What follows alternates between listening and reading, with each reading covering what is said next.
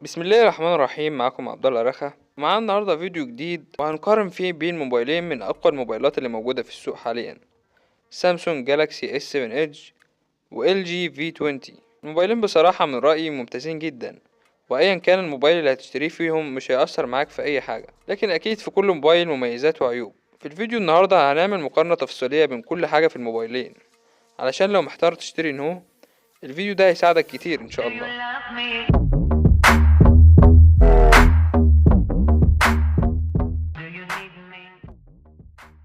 شاشة ال S7 Edge بتيجي بمقاس 5.5 انش بدقة 2650 في 1440 كواد اتش دي، بكثافة بكسلات 434 بكسل في الانش الواحد، من نوع سوبر اموليد، واللي بتديك تشبع الوان ممتاز جدا جدا، وبرضه بتوفر من البطارية بشكل كبير. ونيجي بقى لشاشة ال LG V20. الشاشة بتيجي بمقاس 5.7 انش بدقة 2560 في 1440 كواد اتش دي برضه، لكن بكثافة بكسلات 513 بكسل في الانش الواحد، ودي برضه حاجة تحسب لل LG V20. اما بالنسبة لنوع الشاشة فهتكون من نوع IPS LCD، واللي بتديك درجة سطوع عالية والوان واضحة ونقية، وهتكون مناسبة جدا لو انت بتستخدم الموبايل في ضوء الشمس كتير مثلا. في كل شاشة في الموبايلين حاجة بتميزها عن التانية، يعني مثلا ال S7 Edge بيجي بشاشة بكيرفد ايدج سكرين، واللي هي الانحناءات اللي موجودة على جانبين الموبايل، وبتديك مسكة خرافية بصراحة وتصميم جميل جدا وأنيق.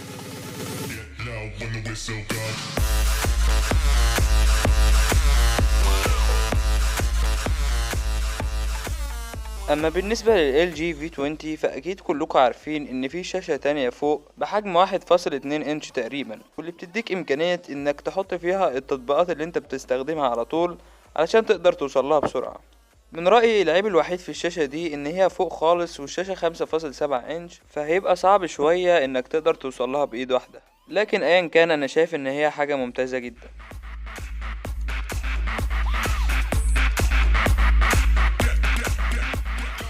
قبل ما نبدأ في مقارنة الأداء، فزي ما قلت في أول الفيديو أيا كان الموبايل اللي هتشتريه فيهم مش هيأثر معاك في أي حاجة، وهيديك الأداء الخرافي اللي انت محتاجه، لكن أكيد في كل موبايل منهم ميزة بتميزه عن التاني. في البداية هنبدأ بالحاجات المشتركة بين الموبايلين، يعني مثلا ال S7 Edge بيجي بمعالج سناب دراجون 820، وال LG V20 برضه بيجي بمعالج سناب دراجون 820، لكن في نسخة تانية من ال S7 Edge بتيجي بمعالج اكسينوس 8890، لكن ما بتفرقش نهائي في الأداء. الموبايلين برضو بيجوا مع 4 جيجا رام DDR4، وبيجوا برضو بنفس معالج الرسوميات اللي هو أدرينو 530. أما بالنسبة للنظام التشغيلي فال S7 Edge بيجي بأندرويد مارشميلو من أول ما تشغله، لكن ال LG V20 وأكيد كلكم عارفين الكلام ده إن هو كان أول موبايل في العالم ينزل عليه أندرويد نوجا بشكل رسمي، يعني من أول ما تفتح الموبايل تلاقي عليه أندرويد نوجا من أول ما تشغله، مش محتاج ان انت تعمل له ابديت او كده.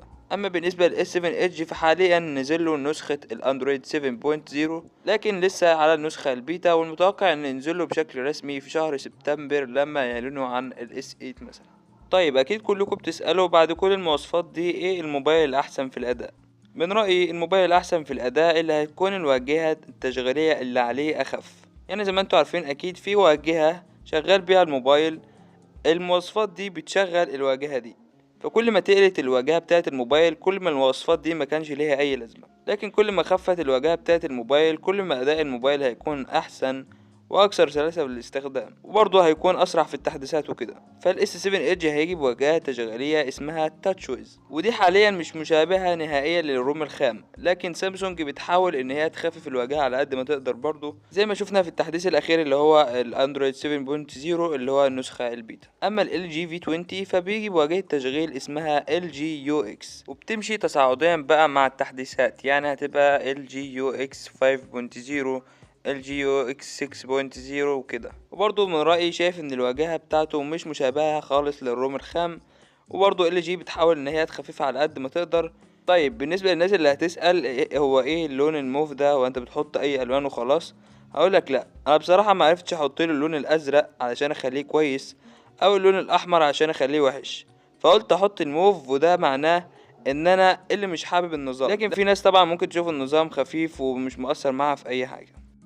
ال S7 Edge بيجي بمدخل لشريحتين من نوع نانو سيم او لشريحة مع مايكرو اس دي كارد. واللي لسه مش فاهم الموضوع ده، فالفكرة في ان عندك فتحتين، اما تستعملهم في انك تحط شريحتين او انك تستعملهم في انك تحط شريحة او مايكرو اس دي كارد. يعني في فتحة منهم بتنفع للمايكرو اس دي كارد او الشريحة. الموبايل بيجي بنسختين، نسخة 64 جيجا ونسخة 32 جيجا، والنسختين بيجوا مع 4 جيجا رام. وطبعا بتقدر تضيف له كارت ميموري او ذاكرة تخزين خارجية بتوصل لحد 256 جيجا.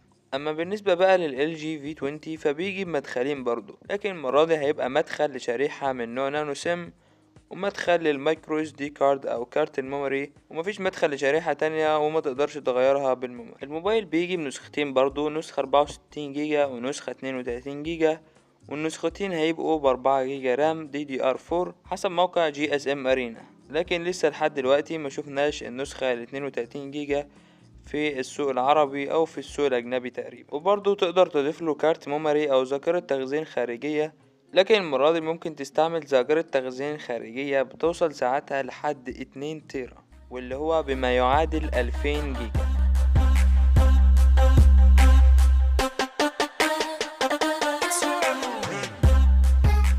ال S7 Edge بيجي بكاميرا خلفية واحدة بدقة 12 ميجا بكسل مع فتحة عدسة f1.7، واللي تعتبر لحد دلوقتي هي أكبر فتحة عدسة موجودة على موبايل. طيب ايه فايدة إن فتحة العدسة دي تكون كبيرة؟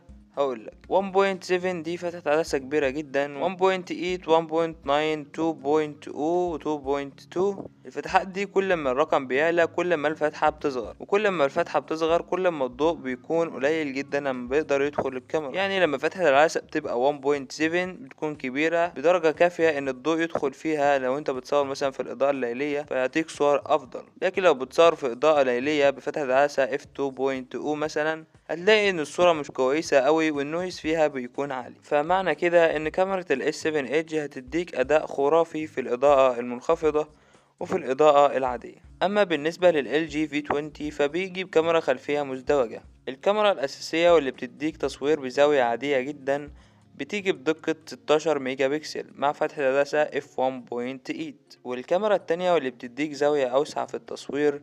يعني مثلا لو انت قدام شكل معين وعاوز تجيب الشكل ده كله في الكاميرا ومش عارف تجيبه بالكاميرا الاولى، ممكن تحول على الكاميرا التانية اللي بتديك زاوية اوسع علشان تقدر تجيب الشكل بالكامل، وبتيجي بدقة 8 ميجا بكسل مع فتحة عدسة f2.4. الكاميرتين بيجوا بحاجة اسمها Optical Image Stabilization واللي هو ال OIS، وده بيساعد على عدم اهتزاز الصورة لو انت بتصور مثلا وانت بتجري او راكب عجلة او غيره، زي ما شفنا مثلا في الايفون 7 بلس او في الجوجل بيكسل والبيكسل اكسل. موجود برضو في الكاميرتين تصوير بدقة 4K مفيش اي مشكلة، وبيدعموا برضو تصوير السلو موشن بدقة 720 مع 240 فريم في الثانية. من رأيي الكاميرتين ممتازين بصراحة، لكن انا شايف ان كاميرا ال S7 Edge هتكون افضل في الاضاءة المنخفضة، وبرضو في الاضاءة العادية هيكون فيها تشبع احسن او تشبع افضل في الالوان.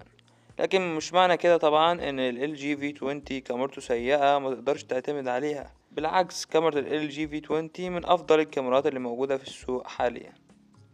ونيجي بقى للكاميرا الامامية. الكاميرا الامامية في الموبايلين بتيجي بنفس الدقة 5 ميجا بكسل، لكن في ال S7 Edge بتيجي مع فتحة عدسة f1.7، واللي تعتبر برضو اكبر فتحة عدسة موجودة على كاميرا امامية موجودة على موبايل حاليا. اما ال LG V20 فبيجي فتحة عدسة f1.9. من رأيي الشخصي طبعا فانا بفضل الكاميرا الامامية اللي موجودة في ال S7 Edge بفضل فتحة العدسة الكبيرة اللي هتديني صور سيلفي مثلا كويسة في الاضاءة الليلية. وبرضو مش معنى كده ان كاميرا ال LG V20 مش كويسة.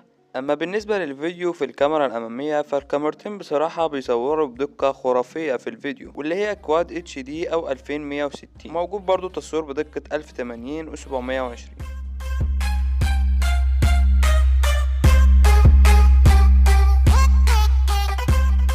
بطارية ال S7 Edge بتيجي بحجم 3600 ملي أمبر، وبطارية ال LG V20 بتيجي ب 3200 ملي أمبر. بغض النظر عن الارقام وان الفرق بينهم مش كبير قوي، لكن انا شايف ان بطارية ال S7 Edge هتكون اقوى بكتير، وده لان الموبايل بيجي بشاشة 5.5 انش اصغر من اللي موجودة في ال LG V20. ده غير برضو ان ال LG V20 موجود فيه شاشة تانية بحجم 1.2 انش تقريبا، ودي برضو بتستهلك من البطارية. ده غير برضو ان ال S7 الشاشة بتاعته من نوع السوبر اموليد، ودي بتوفر من البطارية بشكل كبير. فبصراحة شايف ان بطارية ال S7 هتبقى متفوقة، لكن برضو بطارية ال LG V20 كويسة جدا.